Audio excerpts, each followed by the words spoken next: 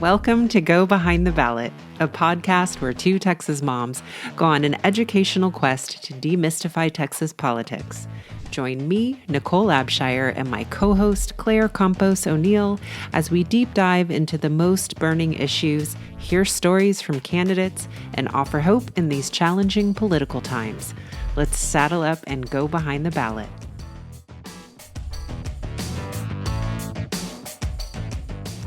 Hey everyone, this is Claire. I have a quick programming note before you listen to this episode. So Nicole and I had a little bit of brain fog when we recorded this one, and we wanted to make some corrections up front. So we heard a bunch of statistics in this event that Nicole and I attended. We went to the LBJ Library, and we attended an event called Women and the Future of Democracy. A statistic that we wanted to share with you up front that we know is correct is that in Texas, people of color make up 56% of the population. In the show, I think we were a little bit off, so just wanted to add some clarity to that. And also, one of the panelists at this event was Cristina Sensun Ramirez, and she ran for U.S. Senate in 2020. She was running to be the Democratic nominee. It wasn't her ultimately, it was MJ Hagar, and she went on to run against John Cornyn. In the podcast episode, I said Ted Cruz, so my mistake. Just wanted to clear that up front, and I hope you enjoyed this show. All right, here it is.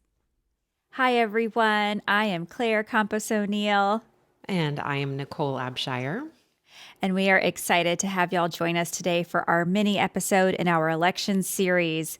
We went and attended an event at the LBJ Library called Women and the Future of Democracy. And we thought this would be a good event for us to go to so we could hear a little bit more about what's happening from leaders in this movement and just hear from them directly. Where do women fit in our democracy in Texas, in the U.S., and internationally?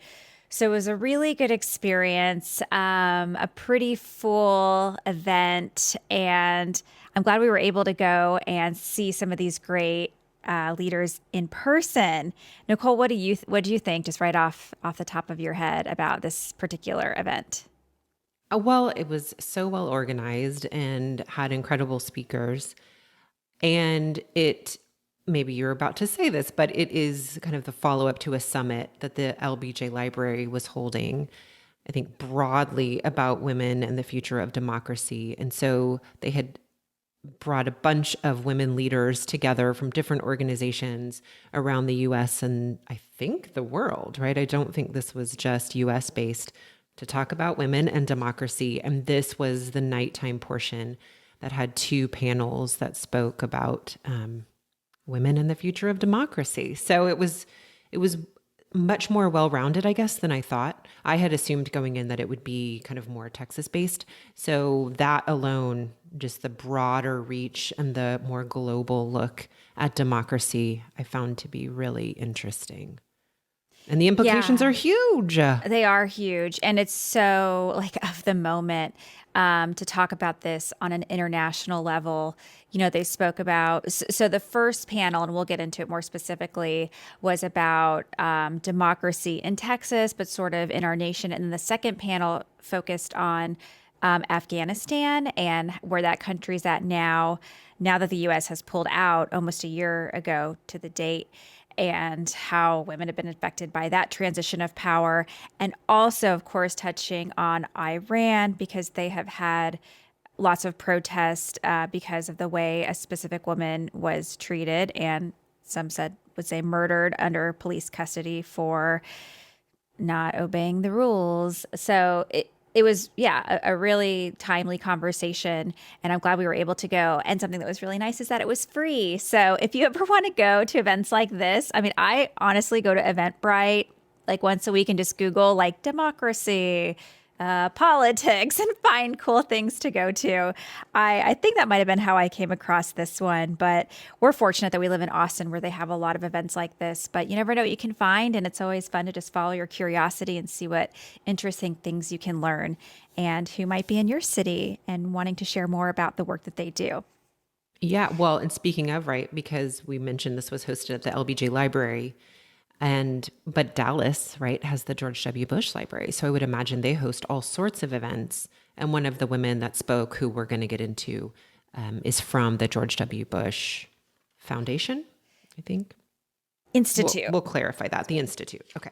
Yes. And she said when she was introducing herself, like, come visit, come say hello to us. And I was like, oh, yeah, I guess I could do that. Like, that's a good place to drop by next time I'm in Dallas. So I'm glad she said that because I don't know, sometimes you forget these are places that the public is invited to and they want you to come and experience. So Presidential good libraries job, Natalie. are so cool. Yeah. They really are. Quick plug. I mean, they just, yeah. I've never been to one that I didn't find really fascinating. So, Yes. All right. Another plug. Libraries, presidential libraries. presidential We love them. libraries. Okay, so this evening was broken up into three pieces. The first piece was a panel, and then a second panel, and then a music presentation at the end, which was really fun. The first panel featured four women. One was a moderator, three were speakers. The moderator was Lauren Leader, and she's the co-founder and CEO of All In Together. And this organization is very focused on engaging women, particularly young women, in the democratic process, in civic education, civic engagement. And she was moderating this panel that had three incredible women on it. Christina Susan Ramirez, the executive director of Next Gen America. Y'all might also remember her name because she ran for the U.S. Senate in 2020. Wait, or 28? She ran recently she was trying to become the Democratic nominee against Ted Cruz. She wasn't the nominee, but she was in that race. So it was really cool getting to know her through that. And then lastly, Cheryl Cole was on the panel. She's a state representative here in the Austin area for House District 46. Oh, sorry. And lastly was Pat Mitchell. She's an environmental advocate, and she was just such a wealth of knowledge. And even though we were here talking about women and democracy, she was so smart about always bringing it back to the environment and how, yes, we have so many threats that we have to fight against, but we can never forget this looming threat of our climate crisis. And I love that she is so on message. Like, we can't let this go. We have to make this something that's also part of the conversation. It's just a good reminder that if you have that passion, you have to be the one advocating for it. Yes. Yeah. And she doesn't fit who you typically, or maybe I won't stereotype for everyone else, who I typically associate with concerns about the environment. I just looked up her age. She's 79. And so it's really awesome to see someone of that generation who is really fired up about the environment and yet is eager to share the stage and pass the mic. So it was really cool. Yes, agree. I'm going to jump ahead a little bit, but there was something that she said about, where was it? I'm blanking for a minute. Are you referring to the mentor advice that she shared? Yes. It was she was like, a mentor shared three things with me about advocacy and how it stuck with her, and they were great. I wrote them down. I can't find them in this moment. Well, I'll help you. Yes, help me, Nicole. I have shorter notes. Mine weren't as extensive, so I can find them. The first one was make it a priority. Whatever your issue is, make it a priority. The second one was make it personal. And the third one was shift the narrative. And she did all of those things. She demonstrated all of them for us as we were watching her. She always brought it back to the environment while still acknowledging what other people were saying and the importance of the issues that they were raising, but always grounded it back in the importance of dealing with the environment. So it was great.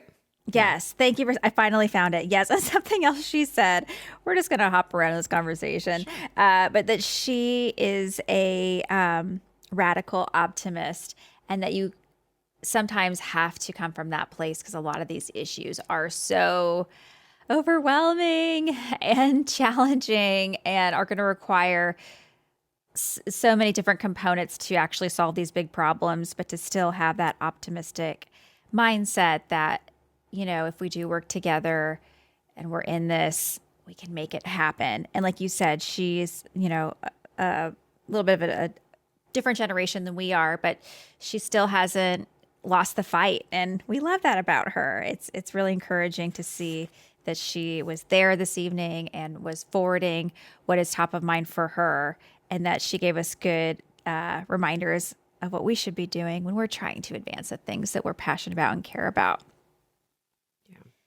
Should She we was so share great. another quote that she gave? Yes, yes. We Let's seem just to be stick with Pat. thinking about Pat. And she was such a lady, which I just enjoyed. And so another quote she said is that women must change the nature of power. Wait.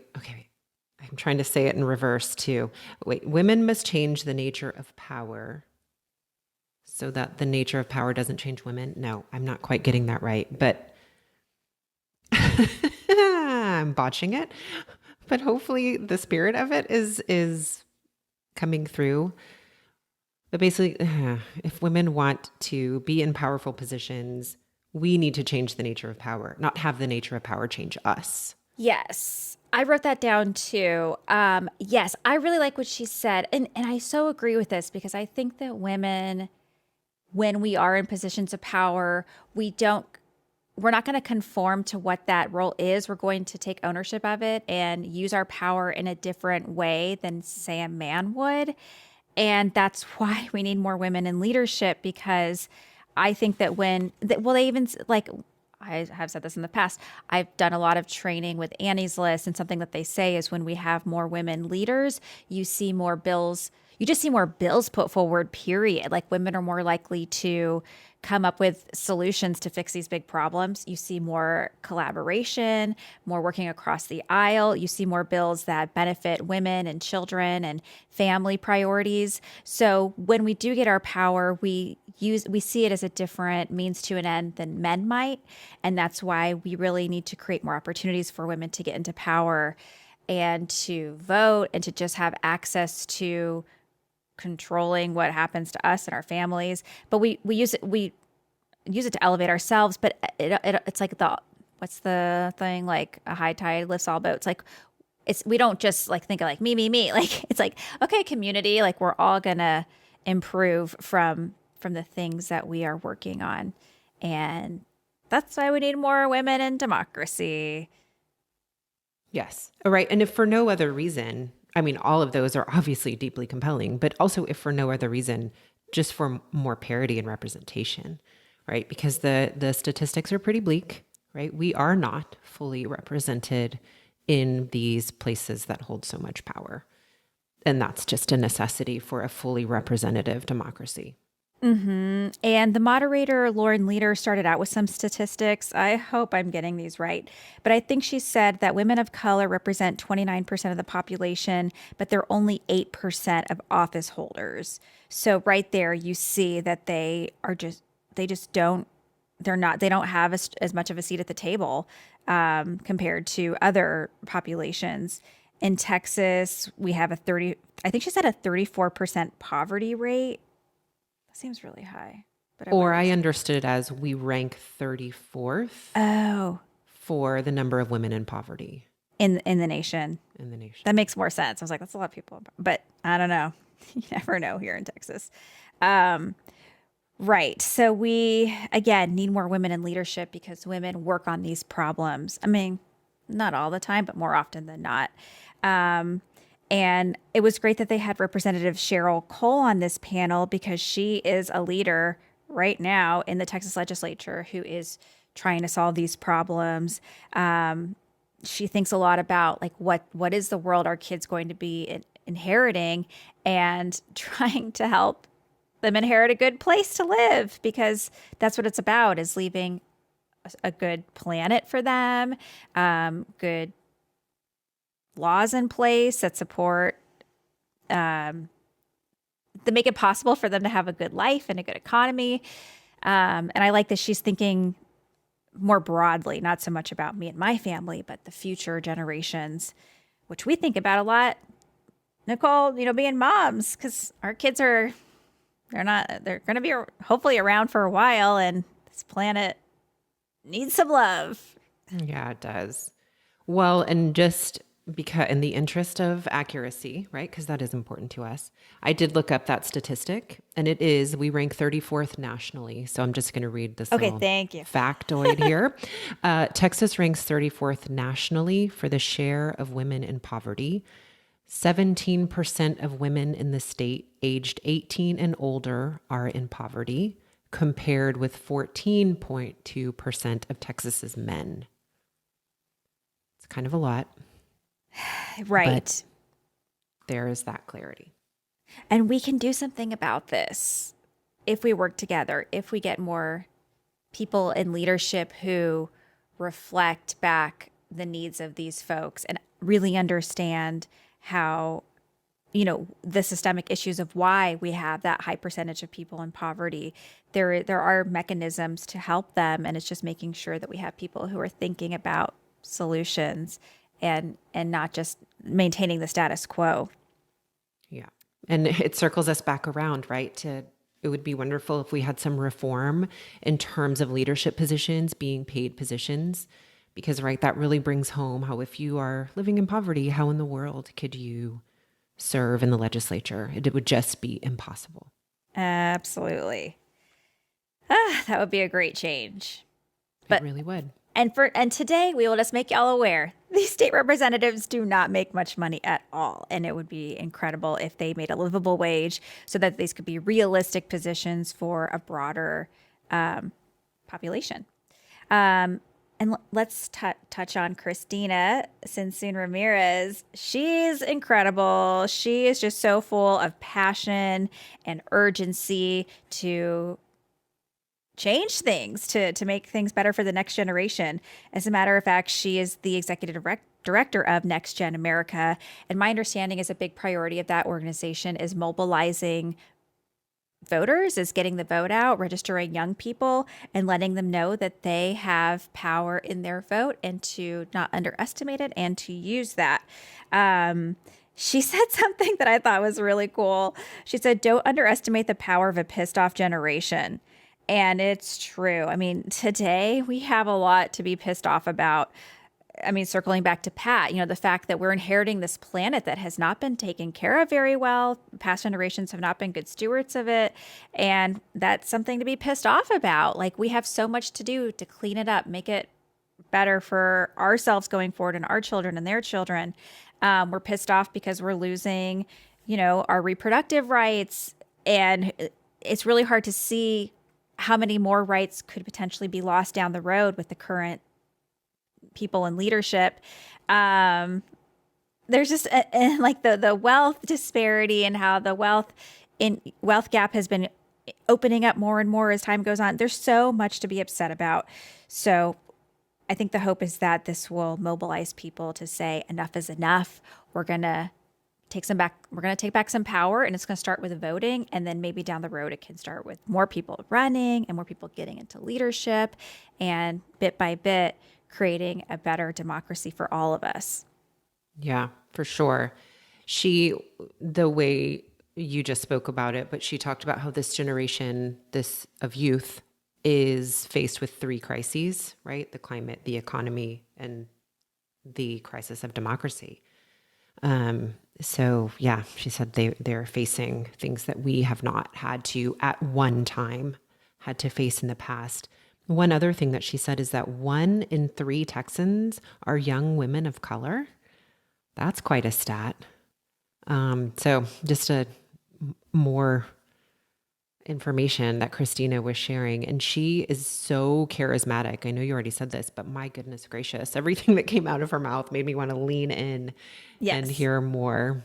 So I know. I hope she runs again one day. I thought she was a fabulous candidate when she ran for U.S. Senate. But, that's part of it, is running and losing and still running again, because you learn so many lessons through that process. And clearly it opened up more opportunities for her. I mean, she was already doing great work at the time. I think she was the executive director of this organization called Jolt. But now she's working at Next Gen. I think Jolt was more Texas-based and Next Gen is more nationally based. Mm-hmm. But yes, she is a leader, whether it's in a political position or in a nonprofit. I'm just so thankful that she's continuing to do this work. And Yeah, her excitement is infectious, and that's how we're gonna start correcting the ship, is through having these conversations and being inspired by people like her and the other fabulous panelists. Okay, should we move on to the next panel? Let's do. So, the next panel was the women of Afghanistan and the world, which I'll admit, actually, before when the I think his name was I can't remember his last name, but John, who was the overall moderator for the whole event, when I somehow did not realize that there was going to be a second panel. And when he announced it, I thought, oh, I don't know if I'm going to find a connection to this.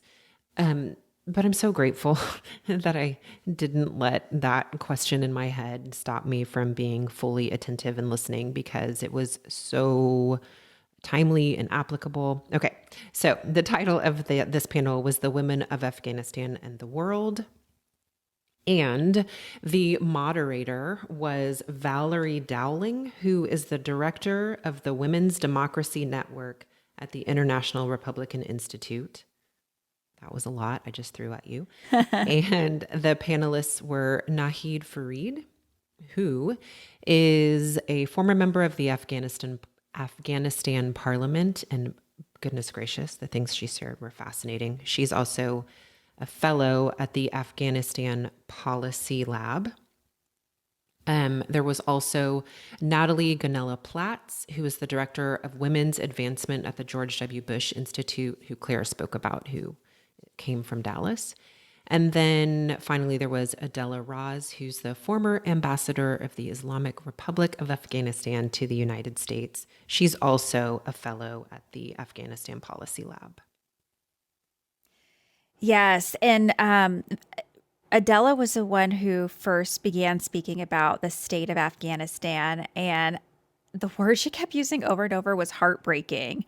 How the Taliban it sounds like they've come back stronger than ever since the U.S. withdrew troops about a year ago. And it sounds like they've become a lot more brutal, because when the U.S. was there, women did experience more opportunity for education, for career growth, to have lives outside the home, and they internalized some of that power. So when the U.S. troops withdrew, the Taliban saw it as an opportunity to I don't know, backlash, to like get these women back in line, and they did so in a crueler manner to try to, I guess in their minds, correct course. And it just sounds like it's a really hard time to be a woman in that country, because of the international situation. She said the state is slipping backwards, that women can't go outside. I think they can only go outside if they have a male chaperone. And she said, like, their only hope is in a miracle. And I was just like, oh my gosh, this is so bleak, that these women are just stuck in an awful situation. So it was really sobering hearing her kick off this conversation. It really was. Well, and maybe it's too soon to make this link, but watching what's happening in Iran, right, really helped me, I think, have a better understanding of what women in Afghanistan are facing. And I think, too, I had the images that we're seeing in the news and on social media of what's happening in Iran for me to really make the connection of what it must be like for women in Afghanistan. And it also really hit home that, once again, this is all about democracy. It's all about having a government that represents the people.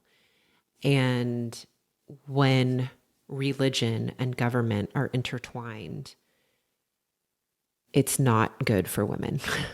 It's just not good for women. Mm-hmm. And yes, everything that she was sharing was incredibly sad. It was just really, really sad. Yeah.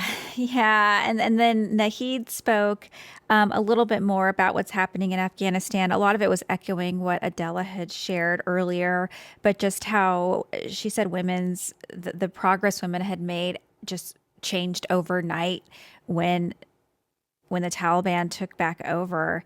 And it just made me think, well, what is the solution? Was the U.S. supposed to stay indefinitely? I mean, I don't know by any means how you fix. I mean, that's such a big problem with the U.S. being there.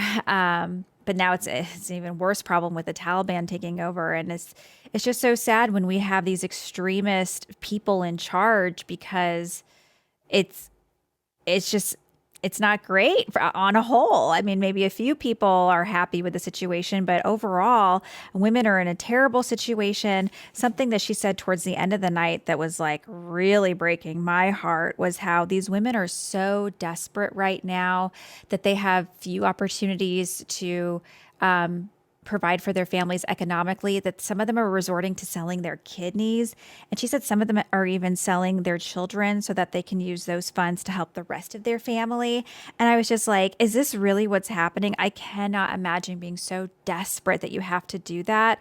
But if you are in that kind of place, what else do you do? I mean, you're just stuck between like bad and worse. And I really felt for them, and that was the state of their lives right now. It was very sobering. A couple of more things from Nahid Farid. She also emphasized the global context of this, which I really appreciated. She said what happened there could happen anywhere. And once again, very sobering, right? Just like it made my antenna go up again about religious extremism and frankly bringing it home. Maybe our version of religious extremism it's not wrapped up in the same package, but it is still religious extremism. And it just There's really echoes. was sobering for me. Yes. And then the other thing is that she really wants people to start using the phrase gender apartheid regime, which I had never heard before, but she felt like that kind of direct language was really important to use. And that was also part of people waking up to what was happening in South Africa. And so obviously that was racial apartheid, but so applying that language, gender apartheid regime, which I thought was really interesting. Yes, they didn't mention this, but it is very much of the moment. But how Italy recently elected their president or prime minister, whatever, their leader, the leader of their country, and that person identifies as a neo-fascist, and it's just like, oh my goodness, this. As I was hearing a podcast about this earlier, and how connected that ideology is to Christian nationalism here in the U.S. that we've been talking about. This idea that we should intertwine a religious ideology with a government policy, and how that really is so destructive to people's everyday lives, to controlling what they can wear in some countries, their economic opportunities, if they can leave the home, if they can drive. I mean, I'm sure some people think this would never happen in America, but you just you don't know what could and couldn't happen, because look at what's happening on a global level. So it is a good reminder for us to be vigilant, because at the end of the day, we're all people, and some people want to severely control our lives. Some want more democracy. I think on a whole, we all collectively would believe in compassion and fairness and truth. So that's on our side, but it takes a lot of vigilance and a lot of people who are pushing back and saying, we're not going to be controlled. But it's hard when you are not the party in power. Yeah. Well, and that brings us back to our mission, right? I mean, I don't want to get too far off course, but which is to shine a light in these places that maybe haven't had a light shown quite as much as we would like to see, and really unveiling the truth of what's underneath what's being presented to us. That some of the language and the terminology can sound so neutral or innocuous or benign, but that it is often a cover for something that is much more dangerous and destructive, and has a very specific agenda that isn't democratic with the lowercase d, and that isn't helpful or healthy for all people, right? It's a very specific population. and group that it supports. So we're going to continue that work of trying to unmask and unveil what some of the words mean and the influences that we're seeing take control of so many of the power mechanisms in our country. Right. Because I think, at least for myself, a lot of times you'll hear stories and you're like, I don't know, it doesn't sound that bad to me, but really understanding the implications of policies that are being put forward so you can be a more critical thinker and have a better understanding about what people are really talking about under the surface, these things that we don't see so easily. We're hoping to help illuminate that. So lastly, let's talk a little bit about Natalie, who, as Nicole mentioned, works for the George W. Bush Institute. She, again, was talking, I didn't realize this, but I guess Laura Bush had made supporting Afghanistan women a priority of her work as a first lady. Did you know this, Nicole? I did not know this. that. I didn't. Yeah, that was really interesting to hear that this was something on her radar and something she has had at the forefront of her mind. And Natalie talked about how here in the U.S. we've had 16 years of Democratic backsliding. And we've been doing this podcast and this election series, I feel like I'm starting to see more of what that really means and looks like when we talk about voter suppression and just the ways some legislators want to make it harder to access the ballot box, how that is damaging to us as a whole in our democratic institution. So I know that I've learned a lot just from speaking with our guests, and I feel like I have a better understanding of what this actually looks like. So it was interesting when she brought that up. I mean, whether, it's voter suppression or the way our districts are being gerrymandered so severely that they're super blue and super red, and how that's just not good for democracy. What other specifics did she talk about, Nicole? I'm trying to look through my notes really. Well, I wrote down that she was emphasizing that the safety of women is essential to national security and peace. That we cannot lose sight of that and how important that is. She was also very passionate.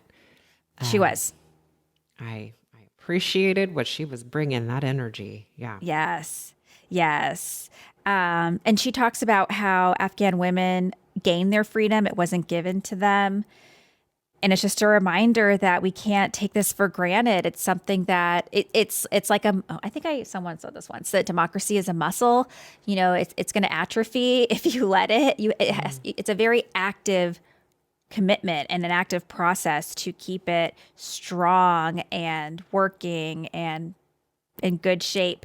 So it's good for us to make sure we know what's happening at the different levels of government and understand what our leaders are putting forward or prohibiting, because it affects us. And if we don't know, it could be taken away. And it's just so sad, that we have women in our world who are in such desperate situations. But like you said, Nicole, I also was kind of like, Afghanistan women, what? I don't know what that has to do with me. But now it's like, oh, wait, I need to know these things so that we can share this story and let more people be aware, and hopefully from there find ways to support them, because it's going to be a global effort to make this better for them, and also to make sure our system of government is a strong one. Because I felt more connected than ever. Like, they are the cautionary tale, and it really highlights and illustrates what's at stake. Like that is where we do not want to go. And scarily, I can see the path here. Yeah. I can see that here. If we are not vigilant and mindful and careful. And it was very sobering. Mm-hmm. Well, I think, if they're in such a terrible situation, we should be the country that says, come to us. We will help make a better life for you. But we're just across the world. I mean, you see this America first, Italy first, this isolationism. And that's so sad, because what about these people who are in awful situations and can't leave their countries? Well, what about them? And that's what makes me sad, is that I feel this this global like shutting of the door, and what country you're in is where you're at. It's like musical chairs, wherever you sit, that's where you are. Like, oh man, I want to live in a world where we have opportunity to go to a better place if our place is not going to work for us or our families. That's just how I feel about it. Well, that's an interesting one. I mean, we could have a whole international policy debate. It's like, yeah, that, and improving outcomes for people within their own countries, right? Exactly. I mean, like, there's a lot of work I think that we could do as a nation in terms of supporting the world in better ways so that where you live is hospitable and is a place that you would want to be. Right. So, that's a whole. Yes. And I am definitely not an international politics expert. So I am slightly dipping my toe into waters I have no business being in. Yeah, that's okay. This is where we stand today, and I'm sure it'll be a different place in the future once we learn more and have experts come and help educate us on these complicated matters. But for now, we're just learning as much as we can, so we do have some understanding of what's happening here in Texas and the nation and more globally, because as Nicole said, it impacts all of us, and it's a sisterhood. So it's good for us to know how we can be support systems and to just educate ourselves.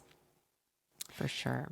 Yeah. Any last thoughts from this event? Actually, just my final thought, not necessarily particularly about this event, but just final thought is, by the time, Claire, that this airs, it will be really interesting to know what's happening in Iran at that point. Because obviously at this point, there's a lot of protesting in the streets. There's a lot of violent backlash from the local law enforcement and national law enforcement there. And so I will be very curious by the time this episode is actually out for consumption, what Iran looks like. So that's one thought. My other thought that actually just jumped into my mind is that for anybody that wants to watch these panels, it is available on YouTube on the LBJ Library Foundation's YouTube channel. They streamed it. I didn't realize it until I went searching. And so you could watch any of this if you found it interesting, if we tickled your interest or curiosity. Yeah, and we'll include that in our show notes so you can easily find it if you're listening to us right now. But yeah, let us know what you think of this episode and just the state of women and the future of democracy. We clearly think we need more women in leadership, but what do you think? And how do you think we get there? Because that's a lot of what we're trying to wrestle with as well, is how do we make it easier? What things can we advocate for so that we do see better representation in our government and make sure our democracy is healthy? Yes. All right. Well, we're going to leave it there. Thank you for joining us. We'll talk to y'all soon. Thank you, everybody, for joining me, Nicole Abshire, and my co-host, Claire Campos O'Neill, on Go Behind the Ballot. Hopefully, we've demystified some little portion of Texas politics, and we hope that you'll do more with us. Check out our website at www.gobehindtheballot.com, where you'll find links to all of our social media, and you will find our community. Let's join together and do more. We hope you'll let us know what is working, and we hope you'll join us next week. Thanks, everybody, and have a good one.